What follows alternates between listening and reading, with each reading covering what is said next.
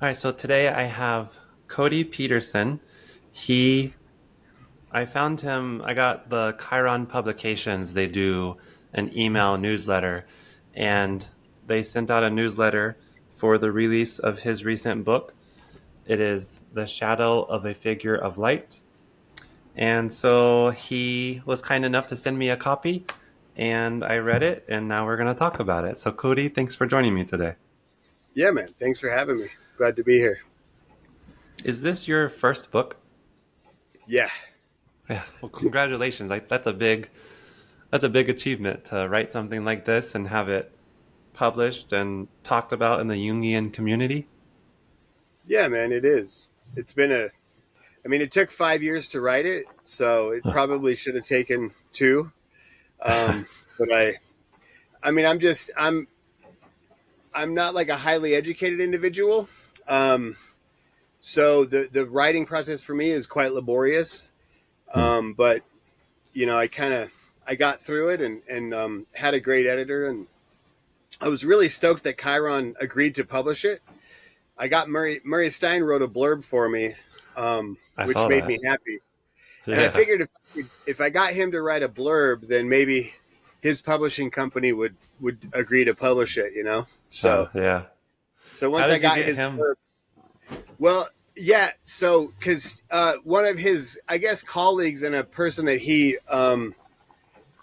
Stephen Herman. I don't know exactly what their relationship is. I know they're friends and they write some stuff together. So Stephen, Dr. Herman, he's in the Bay Area. He mentored me Oh. during the process, and he helped me make the historical connections that I had made Hmm. between Jung and Alcoholics Anonymous. Not like that connection wasn't already there, but I was able to kind of add a little bit to the narrative, I guess. Um, Hmm. so so Stephen had helped me, and he wrote the foreword, and so I think that was because I emailed Dr. Stein and said, hey, Stephen Herman wrote the foreword to this book, like and he was really friendly, and he said, yeah, send me a copy, and literally the next morning he's like, here you go, here's a blurb, I love it. Oh, So wow. yeah, Awesome. yeah, How man. did you get to know Dr. Herman? So so it's very interesting because so a lot of times, like within the 12 step community, I would tell like certain individuals that I was writing a book. And one day my friend said, it'd be interesting would be a book about Carl Jung's or the relationship between Carl Jung and William James. And I was like, oh, okay, whatever. And then I Googled it like within a couple days, and Dr. Herman popped up. So I bought his book. And Oh. then often what I do when I get these when I get uh when I order these books from the psychologist, I go straight to the index and I search Alcoholics Anonymous, Huh. because I like to know how keen they are on what's taking place within the 12 step fellowships. And Dr. Herman had some snippets in there and he talked about it. He actually said something. He said something really profound that what really struck me. He said Alcoholics Anonymous is one of the largest organizations in the world. And that is a really insightful conclusion because Hmm. you can't really Google that information. But if you know anything about 12 step meetings and stuff, in any major city like in the United States, there will be anywhere between 1 to 2,000 meetings per week in these cities. So it is quite a widespread community. And I thought, oh, that's pretty interesting that he knows that. So I reached out to him and we ended Huh. up working together. And yeah, and then he, about a month into that, he turned me on. He said, I just feel really, really inspired to let you read this essay that I wrote in 2014 about Jaime D'Angelo and Carl Jung. And I read the essay, and what I was just blown away by was just how like clearly alcoholic Jaime D'Angelo is. Huh. I think it takes an alcoholic slash drug addict to be able to see that, because of all the sort of the quote unquote normies that I've talked to, like often they're like, if they know anything about Jaime, they'll say, well, I thought he might be an alcoholic, but I didn't think it was any big deal. Hmm. The reason it's a big deal is this, because Jaime took Carl Jung to Taos in 1925, and Jung had a pretty big awakening in Taos. It's where he says he discovered his own myth, and which is a big deal for Jung. And then, and the connection, which is most fascinating, is that in 1926, really kind of right on the heels of this big spiritual awakening that Jung had, he met one of his patients named Roland Hazard, and he famously told Roland Hazard, I can't help you. You have to have a vital spiritual experience, which at the time was a groundbreaking prescription, right? Because Freud Hmm. was all about science, and so for Jung to actually, humbly admit that he couldn't help this guy, and then sort of send him on his way to go have his own spiritual awakening was a big deal. And Roland would later become one of the major influences for Bill Wilson, who was the founder of Alcoholics Anonymous.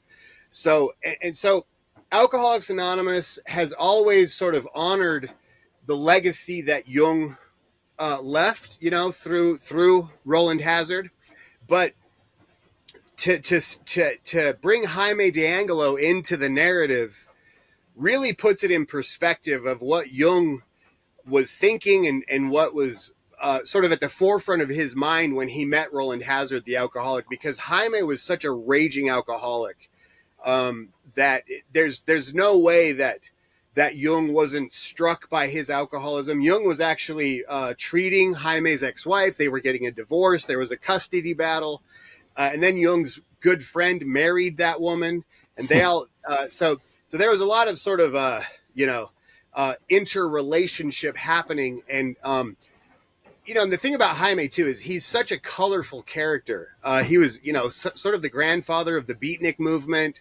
All the beatnik hippies loved him. They quoted him. He was just really an outrageous character, really a mythological figure in his own right. I mean, everything that's said about Jaime is written by some of the greatest poets of that generation, who just adored him. And so Hmm. he really has, so yeah, it's been fun to be able to kind of, and thanks to Dr. Herman, right, is he gave me this essay. He told me I was free to quote it and to use the references, and so I was able to put this little narrative together, and that's how that happened. Yeah, yeah. Wow. So when you say that you're not highly educated, you mean like institutionally, huh? Because for you to, it sounds like you've done a lot of reading and I don't know, like in the book, when I was reading it, I was thinking, man, has this guy read like all of Jung's works? Or like, I don't know, man, because it sounds like you've got a lot of knowledge about a lot of this stuff. Yeah, no, I appreciate that. And yes, Huh. I mean, I'm not institutionally educated. Um, I think I have sort of like my wife is always telling me she's like me though. She's not institutionally educated, but I have Hmm. an academic mind. Yeah, Um, so I wrote the kind of book that I would want to read. Um, perfect. and it's funny because if I mean I luckily I sort of have been able to garner a little bit of Jungian readership. But for the most part, it's the 12 step fellowships that I'm kind of telling this story for. And Hmm. it's ironic because there's not a lot of, there's not a lot of intellectualism within the fellowship. So I wrote Yeah. a book that doesn't really fit, you know what I mean? Um, so, but the thing is, once I, once I discovered Carl Jung I think it was like 2018 when I finally decided to read one of his books for myself, I just was blown away. Yeah. Because I felt that he was describing a process that I had been through, Hmm. right? Which I guess in his language would have been, you know, he would have said, of course, it's an archetype. It's an archetypal process, right? And I've just been fascinated um, ever since. I mean, I wrote the book, so I kind of took a hiatus from doing a lot of reading. But the minute I published the book, like I'm just right back into the collected works. I'm reading. I'm reading Psychology and Alchemy, Alchemical Studies, and Mysterium Conjunctionis kind of back to back right now, Oh, and cool. trying to do some dream work. Huh. Just with in my own kind of just for my own development and whatnot. Yeah, Um, yeah, so that's awesome. yeah, but I love Jung. I love the way he just ties it all together. Just from Yeah. every tradition, and yeah, it's Yeah, great. me too. When I told someone else, when I read Jung, I feel like he puts words to all of the things that I've never met anyone else or been able to come up with those same type of words myself. Like he's the only one who speaks the language that I've never heard, but I've always known was there. You know what I mean? I don't know. It's Yeah, yeah. yeah, I love that. Um yeah.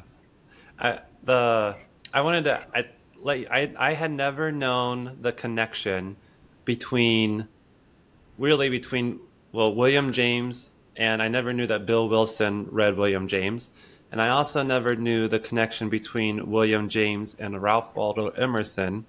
I really Hmm. like Ralph Waldo Emerson, and I've thought before. I wonder. I see a lot of like parallels, maybe parallels in thought between Ralph Waldo Emerson and Carl Jung, and it might just be that they both read some of the same people or were influenced by the same people. But I've wondered how much Carl Jung was familiar with Ralph Waldo Emerson and his works and writings. But so I thought it was cool to find that William James was connected with Ralph Waldo Emerson. Yeah, absolutely. And that's something about that American connection, right? Um, Hmm. Dr. Herman talks a lot about how when Jung uh, he loved the United States because it's so spacious here. And Hmm. he loved so he would just, on a whim hop on an ocean liner and come across the ocean and come and visit the States. And that's actually when he came in 1925, Jaime heard that he was here and was like, "Hey, I got to take you to Taos. Like, let's go." And so Jaime, he kind of pulled some strings, and they allowed Jung to come, even though he was a European. And so I mean, Jung went to the Grand Canyon, and then they hopped in like a 1924 Chevrolet and drove across the desert from Flagstaff out to Albuquerque, which it's just this wide open space. And so I think that it's interesting that William James is the bridge like between Emerson and Jung. And there's something about Jung that's quite American, I think, in his perspective. He just and he the way he sort of was.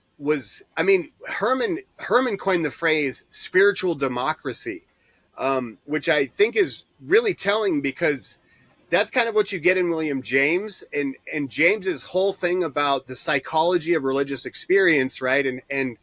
And bringing this sort of spiritual kind of ideal into psychotherapy.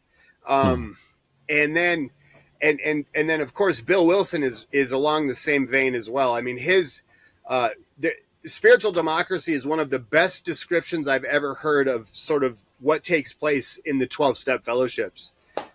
And so I think Jung was really he was really moved by that stuff. Hmm. Yeah. He really so I that and it's pretty interesting to think like Dr. Herman tells me all the time that the European contingent of the Jungian fellowship doesn't necessarily understand the role that America played in his psychology. That's more being discovered by the American contingent, right? Um, Hmm. because for them, he's just a European that visited the States a couple times. Yeah. So, Yeah. Can I take you back a second to so when reading this book, it does have a very intellectual aura around it, and I really appreciate that. I like that. And at the same time, I remember I'm working in a SUD program right now, and most of the people that I see are from rural towns, the country, um, and maybe they're not highfalutin intellectuals or whatever you want to say, and so I'm thinking about the reaching how best to reach them, and I think with so much of this book and this way of thinking. I think it's very applicable. I was just thinking, like, I think this book is going to reach a certain audience. So I guess you mentioned you kind of wrote it for the kind of the 12-step program and the people there, and that in some ways they don't really map on to that, to the way that the book was written. I guess, do you have any thoughts on bridging that gap, or like, almost like this is absurd, and I don't mean it the way that it's coming out, but I don't know how else to explain it. But almost Mhm. writing the same book but in different language for the 12-step program audience. Does that make sense, or do you understand where I'm coming No, from? it totally makes sense, and it's something I think about all the time. In hindsight, I sort of look back and again, like the thing is, I wrote a book that I would want to read, and Yeah, and if I pick up a book, I mean, I'm reading Carl Jung and I'm reading Joseph Campbell, and if I'm gonna read fiction, I'll probably read Shakespeare. Like it's just the stuff that holds my attention for whatever reason. And so and I've had I mean, the challenge has been for me, even just in my own sort of individual recovery, is how to bridge the gap between these ideas and an audience, like in a speaking engagement in a 12-step meeting. hmm. And I've thought a lot about trying to rewrite a book that sort of can not only just appeal even just to like more people like in the 12 step fellowships, but just even like how do we present these ideas to the world at large? Yeah, There's so much to be had here, just in terms of like self help and just spirituality. There's so much. I like that there's Edinger talks, I think, a lot about popular religion and popular psychology, which this is not, right? This isn't the the happily ever after version of transformation, which I think on one hand tells a lot about maybe why it's not more well known. hmm. Um, I mean, individuation is not a widespread event, right? Yeah, It's just too difficult. It does beg an interesting question as to what can be done with the message, who can accept it. There's this great story. I can't remember where I read it, but at a certain point, a woman, I think like a poor woman, had come, like made an appointment with Jung and had come into his office and was just blown away. Like she was meeting Carl Jung, and Jung was like, he was really moved at this like whole thing, probably assuming or knowing that she was uneducated and was like, but just loved his works. And he just, I think he like asked her about it, and the woman said, "Oh, Dr. Young, your words are food for the soul." And his thinking was like, wow, there's no way she really understands like all of the nuance, right? Because Jung is yeah, just, I mean, it's just insane how deep this stuff really is. But to the person seeking, right? Like it's there. There's something there. It's speaking to the unconscious, right? Like hmm, you know, uh, it's so fun. It's like awakening. Like reading Jung is like waking up. It's wild. So yeah, yeah, yeah. I thought about trying to write, even just write a novel, right? Just and Hmm. somehow incorporate this stuff. But I'm not a creative type. So, Ah, coming up with stories is not my forte. yeah, So, yeah. Um, Yeah, and then there's always the, a lot of people don't even really read anymore. So then it's like, well, how are you gonna? I feel like it would be so valuable for them to hear and understand some of this stuff. So how do you spread the message? yeah. Um, but I think No, it's it's great. Yeah, sorry. And another thought I had was, as you were talking about, you wrote this for the AA audience. I was thinking that's awesome. That I know that part of the steps is, one of them is or maybe not part of the steps, maybe it is. I'm not as familiar as you are with it, but is churning in service toward others and being that mentor and support for them. So I think this is a great, yeah, you living that out. It is in a way, right? I mean, it's something I find quite interesting just in that I've noticed, I guess, in the Jungian community. And Dr. Herman talks a lot about vocation, right? And meaning that spiritual vocation, right? The avocation or the avocation or whatever, is that there so many of the Jungians are writing books, so it's like a tradition, like to just put out a bunch of material and sort of share this message, right? And so Hmm. I can see why, Jung just sort of, for me, like he just woke me up. Because I'd always wanted to write a book since I was a teenager, really, and really this kind of book too. And then once I discovered Jung, I was like, oh, this is a book right here. It's so easy, because the parallels between Jungian thought and 12-step ideology are just like there's so many. It felt like almost like easy. There's like low hanging fruit. Like Hmm. my thought process was, I can't believe nobody else has really written this book before. Like, so, so it is. It becomes sort of a vocation and just it's an extended meditation or active imagination. You know, um, Yeah. Would you mind, I know you've done this on other interviews before, I'm sure, but for anyone who hasn't read the book and is hearing you for the first time, can you kind of lay out how you just said, the parallels between Bill Wilson and AA and Carl Jung and his thought, like the etiology there? Can you lay out what your book is about? And maybe even if you could start, I'm curious to know how you stumbled upon Jung, and even you said that a lot of what Jung said gave words to your personal experience. So maybe taking it a little further back, can you just kind of, yeah, lay it all out for us? sure. Yeah. So to begin with, I think the parallels between Jung and Wilson, I mean, they really start with that historical connection, right? And Hmm. then and you kind of sprinkle in some William James, and you have this sort of trifecta, right?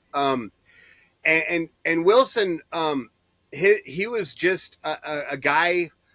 I mean, Wilson's own doctor, who worked at a rehab facility, basically said, if I could have turned you away at the door, I would have, because you were a hopeless case.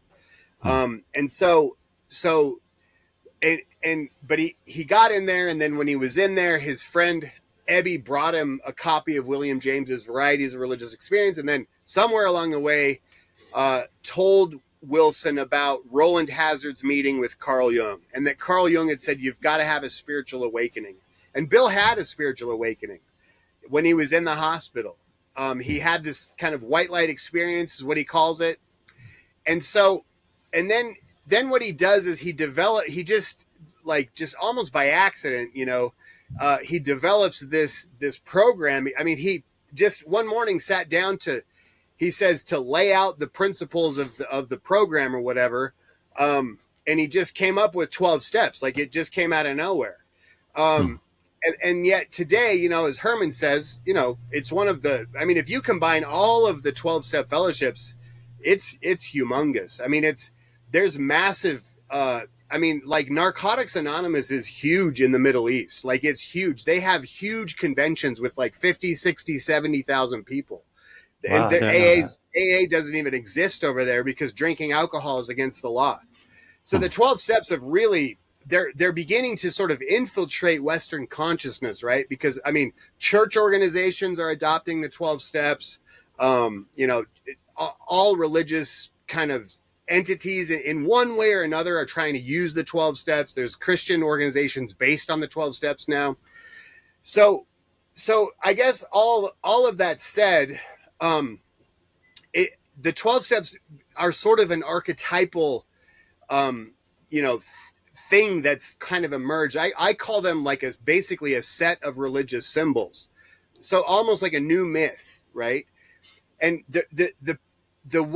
So what I do in my book then is coming from sort of a 12-step perspective, because I know sort of the jargon and sort of this, because it's really hard to attend like 2 or 3 12-step meetings and figure out what's really going on there. It really does take decades, because there's this wisdom that takes place there, but it's kind of hidden behind, in this weird language and stuff like that. But it's really this paradoxical language. And so what I do then is I try to demonstrate how the 12 steps are something like a modern myth. They're sort of a more psychologized version of a myth. Some of the symbolic film has been wiped away, but that the core symbols of a mythology are still there. You have the God image and the human being, right? And so the myth is really, it tells about the relationship between humans and gods, right? And the 12 steps show that, just like Christianity does, or any other myth, right? And so by looking at the 12 steps from a myth, then we can apply Jungian theory to sort of unpack them. And what emerges then is really a sort of modern description of the relationship between the ego and the self. Which is kind of how Jung would have described, like, the whole system of individuation is really based on that problematic relationship. And how and so, so like one of the main parallels, I think, was how Wilson spoke of ego collapse at depth, right? And that alcohol had created an impossible dilemma that essentially ran his ego, into the ground. And then what emerges from that is really, so that's that step one. We admitted we were powerless, that our lives had become unmanageable. And so then from there, you do step two, and you come to believe that a power greater than yourself can restore you to sanity. So immediately this sort of deflated ego then has to return and look to the self in a different perspective, right? There's a separation between, Wilson says that the ego, that we play God, right? And what Jungians say is that the ego identifies with the self, unconsciously identifies with it. So that's another parallel. And so the process of the steps then is to sort of reorient the ego in its relationship to the self, which is exactly what Jungians are doing and talking about. So you really have these two systems that kind of grow up out of the same traditions, which is, it's not an accurate statement to say that the 12 steps grew out of Jungian psychology, but more so to say that the two systems grew up side by side. And you have sort of the scientific side in the Jungian community, and you have this sort of more religious side in the 12 steps. And so that's what the book is really about, is just kind of to really look at all kind of these, the similarities, and to really show how the 12 steps are kind of essentially like, taking a person along the same journey that, at least the initial stages of like a Jungian kind of, not necessarily a Jungian analysis, but just it's the same process of becoming more self-aware, and become like making the darkness conscious, right? It's kind of like shadow work, I guess, like is really kind of an oversimplified way of saying the 12 steps help one to become familiar with, and then hopefully integrate parts of their shadow. Yeah. I think that's a very good summary, and yeah, that's all in there. How did you stumble upon Jung? So I'd been familiar with Jung through my participation in the 12 steps, just because of the connection between, Roland Hazard, Carl Jung, and Bill Wilson. So most 12 steppers at least know Carl Jung by name, and then a little bit of college, like here and there, but that's about the extent of it. But since I was basically in my early 20s, I've really enjoyed Joseph Campbell, who was kind of a Jungian at heart.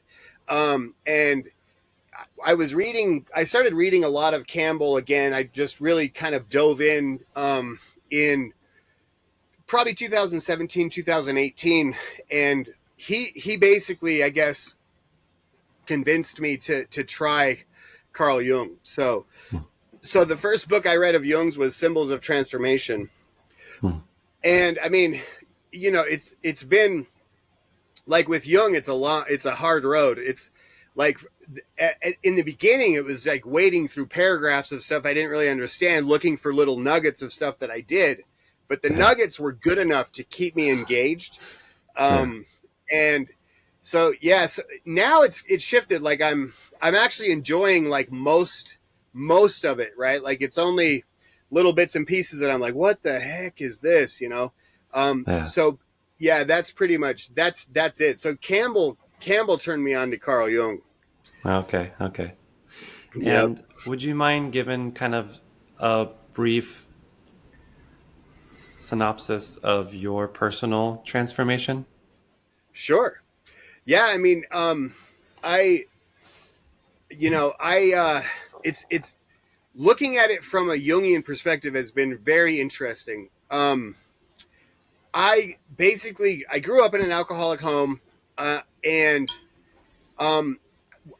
I started drinking when I was 14 or 15. And it's so, and essentially over the next, I finally got sober, clean and sober in when I was 34. So essentially, it was 20 years of sort of struggling within sort of the chains of addiction. There was a small, 3 or 4 year period in there where I was able to kind of sober up, and I actually went on a Mormon mission. I went to Argentina. And I was kind of, like Jung talks about an antiodromia. So I sort of swung all the way, from the darkness to the light, I guess, whatever. And was like a practicing Christian, and reading the Bible. And that's when I first started wanting to write a book. And I got really kind of introduced to like academia, because I would read, the scriptures and the footnotes, and I would get commentary books and stuff. So, and I really enjoyed that stuff, but I didn't stay sober. So, and then, 10 years of, I guess, going in and out of 12-step fellowships. I finally sobered up in 2013, and I basically become homeless, and was just really bereft, and had sort of a real ego collapse at depth. Definitely just, I had like this, the moment, it was just this moment of clarity where I just, I was like, wow, I'm 34. I don't have a job. I haven't seen my kids. I'm not paying my child support. Like everything was wrong. And so I really turned towards the 12-step fellowships with like a new sort of open-mindedness. And the truth is that the 12-step fellowships really kind of put me back together. They got me on this kind of path that, people in the 12-step fellowships, we all agree very often that the steps were the thing that absolutely we needed. And so that's kind of it in a nutshell, So, there's a lot of different, there's a lot of like nuance and stuff in there, but I don't really, it's kind of weird. I mean, that's the thing is that's why I was so drawn to Jung, is because he describes this spiritual, he calls it the experience of a terrifying process that works us rather than we it. And as I look at my life, I guess, like the arc of my life, that's what it is. It's been a terrifying process that for me involved, alcohol and drugs. And that was a big kind of thing that allowed me to write this book. And I speak of the archetype of the alcoholic a lot. And because the image of the alcoholic is really a paradoxical image, right? Like on one hand, like, it's this horrible kind of thing. Like, I've had, my personal therapists have told me I shouldn't label myself as an alcoholic because it'll pigeonhole me and stuff. And now I can just hand them my book and say, no, it doesn't actually, because there's also something of the transformation, right? I talk about in the book how the trickster it undergoes a transformation and becomes the shaman, right? And that's the process of the alcoholic in the 12-step fellowships. There's we see these huge transformations that they're miracles, really. And like you said, once the person kind of morphs into a shaman, then they're able to carry the message, right, and help other people to experience similar psychic change. So Yeah. Yeah, in that sense, would you consider yourself a shaman now? not real. I mean, no, because I'm not very good at it. you know, um, I mean, I'm more of like I'm the reporter, I guess. Yeah. Like I don't play a big role in other people's transformations, but I do have an ability to sort of describe what's happening, I think. Hmm. So that would Like be Hermes. more my role. Yeah, yeah, yeah. I I'm was I'm more like Hermes. I was two threads of thought. I'm going to table this one because I have it written down, but the other one, your process, um, your process. Do you think that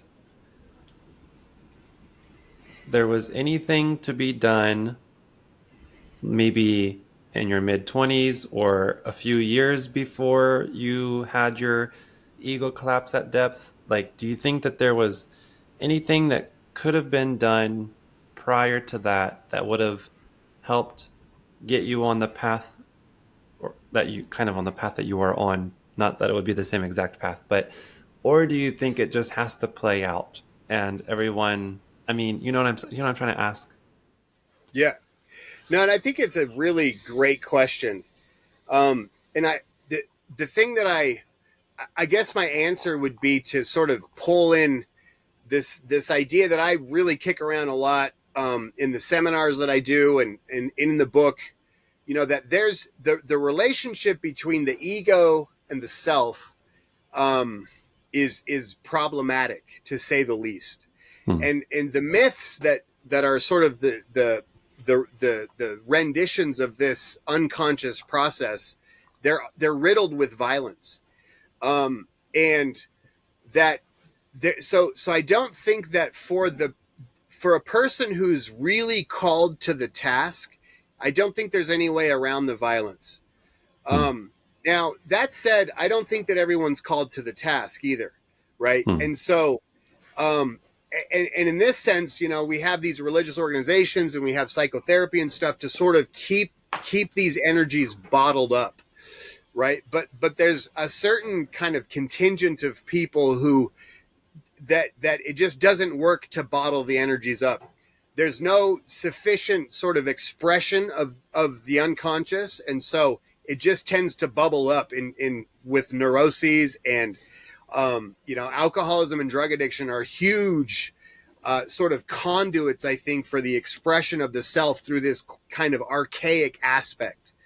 And so I do believe that for whatever reason that was just what I was called to Hmm. the whole time. I don't think Hmm. there was any getting around it. And what's interesting is, in spite of all the violence, that once a person makes the transition, then like what I see now is that the self there's kind of a depth of mercy and compassion and understanding and skill in bringing about that transformation that makes it worth it, in spite of the damage that was done or that could have been done.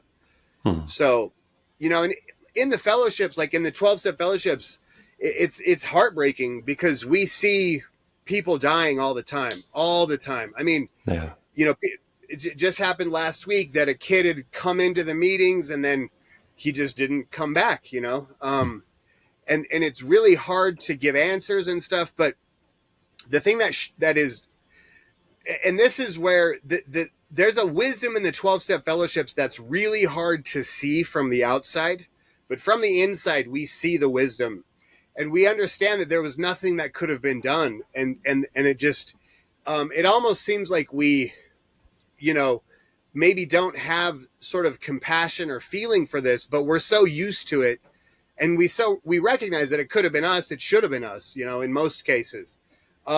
So but that sort of like underlying, like Jung talked about it a lot. I think somewhere he says, the unconscious has a million ways of snuffing out a person who's not willing to wake up. Hmm. At another point he said that, to, the person who steps into my office for the analytical hour takes his life in his own hands. And we have the same sort of understanding of the 12-step fellowships, right? If you darken the door to a 12-step meeting, it's already become a deadly game for you, because nobody wants to go to AA voluntarily. You know what I Yeah. mean? It's we call it the last house on the block for a reason. Wow. So Yeah. That gave me a few thoughts. One was, because, yeah, there's like, you talked about a lot of times the self is at work and it's trying to unfold this process. And perhaps sometimes we step in the way of that. And there's like this energy that has to, I forget the words you use, but kind of bottle up until it accomplishes its kind of mission. But I think there was somewhere where Jung said that had someone stopped Saul on his road to Damascus, he would have never become Paul, basically. yeah, And sometimes you just got to let it play out, I guess. And the yeah, that's kind of what came to my mind. It's almost like, I get what you're saying. It's almost, this is part of the process, and although there's a lot of violence being done and it looks bad now, we don't know the end result. And it's up to this person if they're willing to wake up or not. yeah, Yeah. absolutely. And the thing that's striking is that the self is willing to risk the collateral damage, Hmm. and that so often us individual egos are the damage. I mean, it's the quote by Jung, about, if something would have stood in the way of him getting to Damascus. I mean, there's pretty good evidence, I think, that Saul was participating in those martyrs of the Christians, right? And Hmm. so that's the collateral damage, that people were dying so that he could have this awakening. Um, and that's a shocking kind of insight and revelation, Yeah.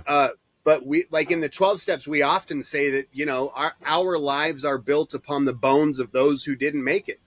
And it almost sounds just uncaring and stuff, but it's true. Like it's, and it's, so it is, it's a very strange, I mean, it's hard to speculate because we don't know really what the unconscious, wants or is trying to do or anything like that. But to me, it appears like whatever this thing is, it really wants to make itself conscious, and that it's really, we're sort of just like pawns in this kind of grander scheme of increasing conscious awareness, and of, as Edinger would say, of the transformation of the God image.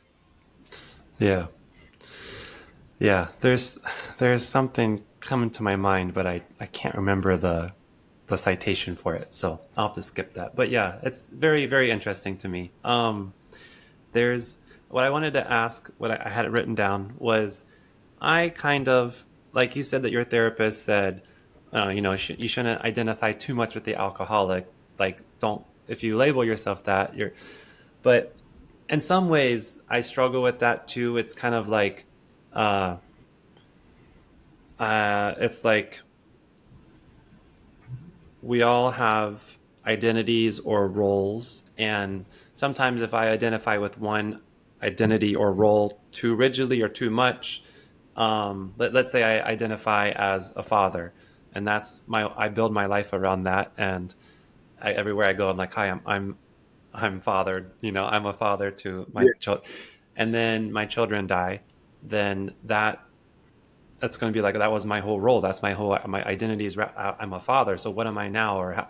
And that's going to create this whole. So part of me, kind of in that line of thought, part of me thinks if I identify as an alcoholic, and even I know that they call them like sober alcoholics is a thing that they do, but like if part of me is like, to the extent that that means I can't just have one drink, I'm gonna have more. Like that's I know that that's my proclivity. So Mhm. when I say I'm an alcoholic, that's a reminder that I can't just have one. Um, but I guess I don't know. To me, like any further than that, or forever identifying with that, it's or even though that would be like you mentioned the alcoholic and the trickster. I think the trickster plays a role, but to me that would be like identifying with the trickster, or like that's you know what I mean. So that's my tension, and I was going to see kind of how you make sense of that and what you think about it. Yeah. Sure. And I really appreciate, I love the question. I love the Hmm. sentiment. And I think there's so much meaning underneath it. That for me is just, is everything. And so I think that when it comes to this particular complex, if we can call it that, Hmm. um, then there's sort of this reductive way of looking at it. And if I were a therapist, I mean, because I don't think it's safe for everybody to identify as an alcoholic. When Hmm. I the alcoholic is an archetype, and I think there's plenty of evidence to support that notion. I mean, the fact that Jesus broke bread and gave his disciples wine, there's a certain sort of spirituality that's tied in with intoxication. So my TikTok Hmm. feed, for example, is full of people who are self-searching, and they're eating ayahuasca in the jungles of Mexico, right? Yeah. It's everywhere. This intoxicating love. It just it the culture is enamored by intoxication. And so and so I think that an alcoholic is a person who experiences a spiritual bypass when they use intoxicating substances. That's how Hmm. I define this complex of alcoholism. Um, so, but I think what I one of the most telling kind of catchphrases I think in like Alcoholics Anonymous, for example, is when a person says, "My name is Bill, and I'm a grateful alcoholic." Right? Because who ever heard of someone being grateful that they're an alcoholic? Um, or I'm a grateful drug addict or whatever. So when we look at these archetypes, Jung would essentially, Jung demonstrates that the archetypes, they kind of have a dualistic nature, right?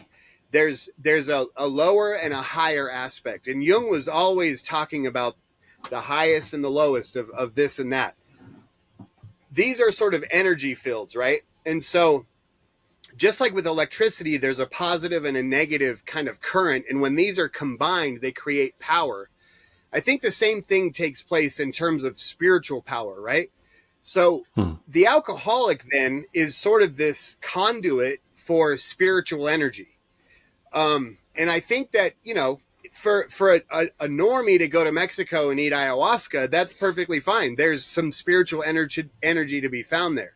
Um, but I think that the way most recovered alcoholics in Alcoholics Anonymous are using the term, like to say, I'm an alcoholic, I think what they're doing is they're referring to this archetypal kind of strata when Hmm. they use that phrase, because they're and it may surprise someone to hear this, but they're not even really saying that just to remind themselves that they can't have one drink.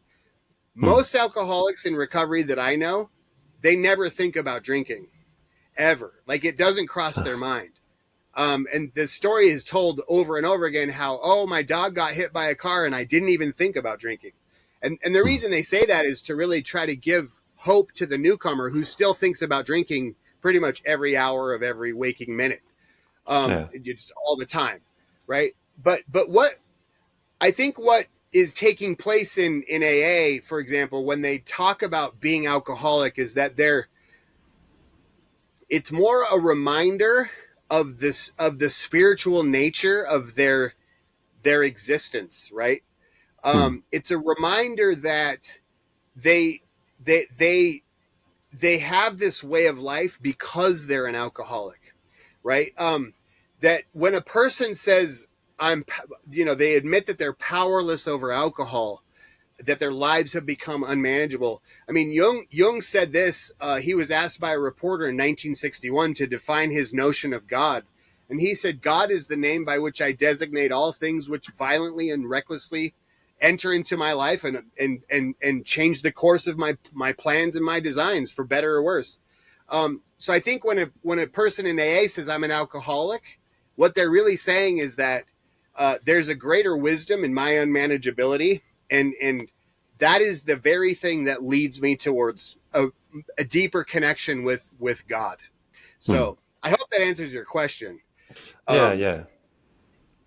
in a Yeah. roundabout way, at least. Yeah. No, that's helpful. It's helpful to better understand how you think of it and yeah, what it means when you say that. Yeah. Um,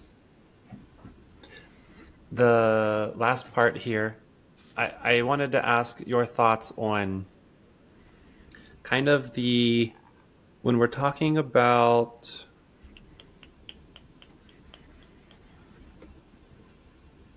when we were talking about wholeness and the how there's the positive and the negative aspects of all of these different like archetypes and God him all when it comes to the idea that kind of when it comes to like pinning down because in the AA do you is there a portion where you come up with like what are the attributes of God or like the God as you know him what are the attributes that can be subscribed to him and my train of thought here is so I'll just lay out my train of thought. There's a quote in the book where on page 104 Jung is writing and he says to carry a God around in yourself means a great deal. He writes, it is a guarantee of happiness, of power, and even of omnipotence, insofar as these are attributes of divinity. To carry a God within oneself is practically the same as being God oneself. And so then I started thinking that sample there, insofar as these are attributes of divinity, I my questions were to myself kind of were what are the attributes of divinity or what are the attributes of God? Um, are they whichever ones we subscribe to God? What about the dark side of God? And then is God love? And if so, is God also hate? Like trying to think about the wholeness there. So those were kind of my thoughts around that portion. And I was going to get your thoughts on it, I guess. No, again, what a great question. I mean, we because so this was kind of a big insight that I had while I was writing. And actually, my therapist sort of helped me to kind of formulate it, which was that the God image that typically is projected is this image of light, right? Hmm. Um, and Bill Wilson, and Carl Jung essentially are saying, hey, you got to look within, right?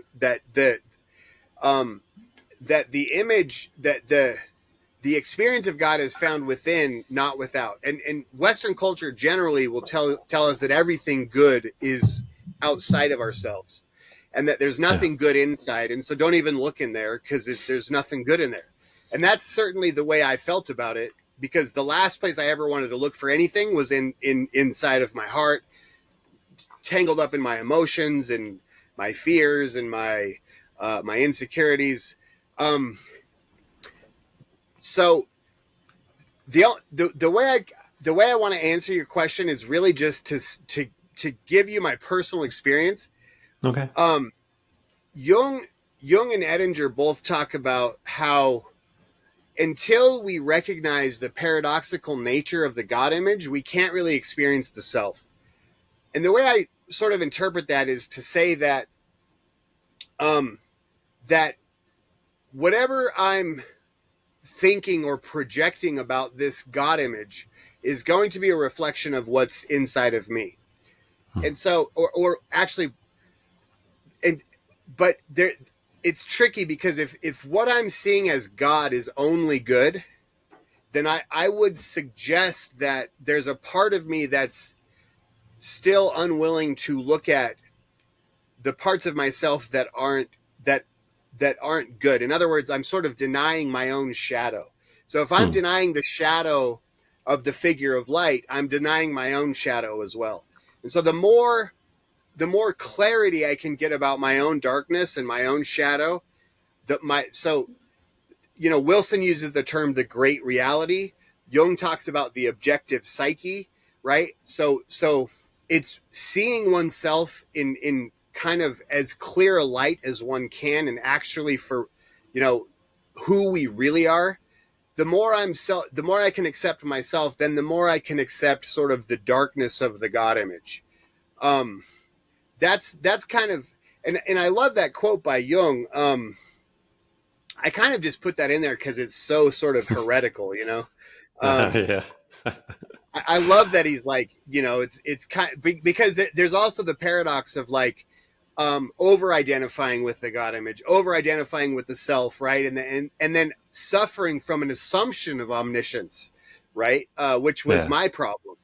Um, but at the same time, right, the key is within. So, uh, it's definitely food for thought. Do you have anything that you would like to end this with? Like, do you do speaking tours, or do you have a? I think you have a website. I can put that in the video description. But is there anything like any announcements or anything that you'd like to say? So no, just I would invite people to go to my website if people are interested in picking up a copy of the book. You can buy them from me directly. Chiron has given me the ability to sell them as well, which I like. Or you can get them off Amazon or Chiron Publications. I do have on my website. I've been going through the whole book kind of chapter by chapter, and I put together some slides and there's some fun kind of conversation after the presentations as well. So we're actually almost wrapping up. I'm doing the last. The conclusion will be this week, so those are all there. There's like 21 or 22 chapters. Oh, Um, nice. yeah, so if people are interested in going a little deeper, or maybe in just having me explain more, like what exactly I'm trying to say, it seems to be, people are enjoying it. I'm going to do a couple weeks on dreams too, just Hmm. personal dreams that I've had since I wrote the book. Oh, Because I cool. think, yeah, there's sort of an element of kind of the feminine that's missing in my book, which I'm aware of. Hmm. So I've been picking up on that since publication. So and there's some interest in that group to have me do. I'll probably do 3 or 4 weeks and just talk about the anima and the divine feminine Hmm. and dreams and Mercurius, a version of the alcoholic. Or so yeah. So Oh, that's nice. that's all I would like to put out there. Yeah, yeah, good. Thanks. Yeah, and I'll link your website in the description. Cool. Um, Cody, thanks a lot. I'm glad I found you. I'm glad I was able to read your book, and I'm thankful to be able to have talked with you today. Yeah. Thank you. I've really enjoyed it. It's always nice talking to people who have read it and who are interested. And Huh. so, yeah, I'm very, very appreciative myself. Thank you so much.